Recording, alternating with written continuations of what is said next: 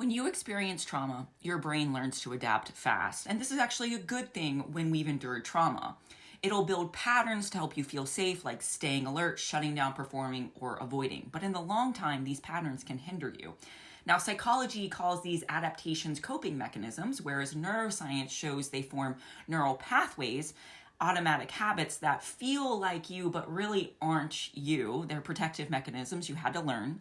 But often those patterns are rooted in fear, not truth, which is why it's not your true wiring.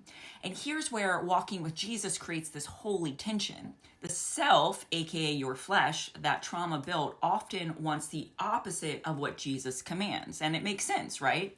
The self may say, stay in control, but Jesus says, follow me. Or maybe the flesh says, don't feel anything. But Jesus says, oh, mourn with those who mourn.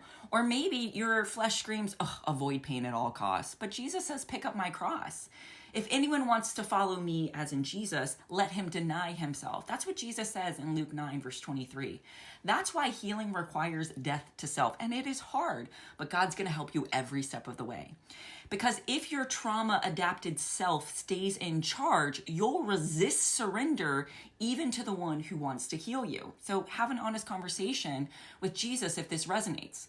Here's a simple way to begin. Next time you notice fear driving a decision, I want you to pause, take a mental timeout and ask, is this protecting me or is this preventing healing? Healing is hard, but you can do it.